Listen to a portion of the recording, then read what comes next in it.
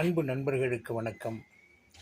சில தினங்களுக்கு முன்பாக திண்டுக்கல் நண்பர், கவிஞர், எழுத்தாளர் கவியோவை தமிழன் அவர்கள் அவருடைய சிறுகதை தொகுப்பை எனக்கு அனுப்பியிருந்தார். எந்த நூல் வந்தாலும் எனக்கு ஒரு பிரதி அனுப்பி வைப்பது அவரின் பேரன்பின் வெளிப்பாடு. அந்த பேரன்பின் வெளிப்பாடாகத்தான் இந்த சிறுகதை தொகுப்பு எனக்கு அனுப்பி வைத்திருந்தார். விதிமுறைகளற்ற ஆட்டங்கள் என்கிற அந்த சிறுகதை தொகுப்பில் கிட்டத்தட்ட 17 சிறுகதைகள் இருக்கின்றன. முதலாவதாகவே ஒரு பல பாராட்டுகளை பெறக்கூடிய கதையாக வைத்திருக்கிறார். எலிக்கறி என்ற ஒரு கதை.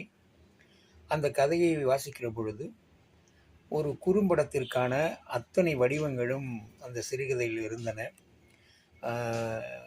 எலிக்கறி உணவு என்பது மக்கள் வாழ்வியலில், அதிலும் கிராமத்தில் இருக்கக்கூடிய உழைப்பு நம்பி வாழ்கிற அத்தனை மக்களும் விரும்பக்கூடிய ஒரு உணவாக இருந்த எலிக்கறியின் சூழலை மிக அற்புதமாக அந்த எழுத்தில் விடுத்திருக்கிறார்.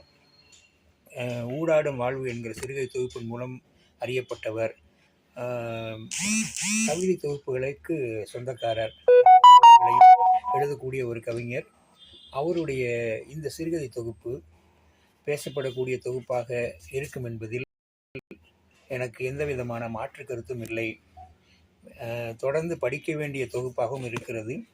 பெரிதொரு முறை இந்த தொகுப்பை இன்னும் விரிவாக படித்துவிட்டு உங்களோடு பகிர்ந்து கொள்கிறேன்.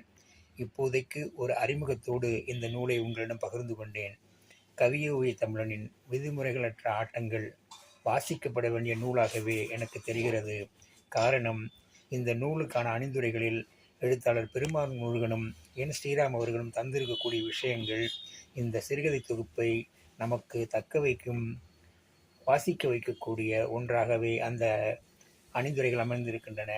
கவியோவை தமிழனுக்கு எனது நன்றிகளையும் வாழ்த்துக்களையும் தெரிவித்துக் கொள்கிறேன். விதிமுறைகளற்ற ஆட்டங்கள் இலக்கிய உலகத்தில் நின்று ஆடக்கூடிய ஒரு நூலாக அமையும் என்பதை நூல் வடிவமைப்பில் இருந்தே தெரிகிறது. வாழ்த்துக்கள் கவியோவை தமிழன். நன்றி, வணக்கம்.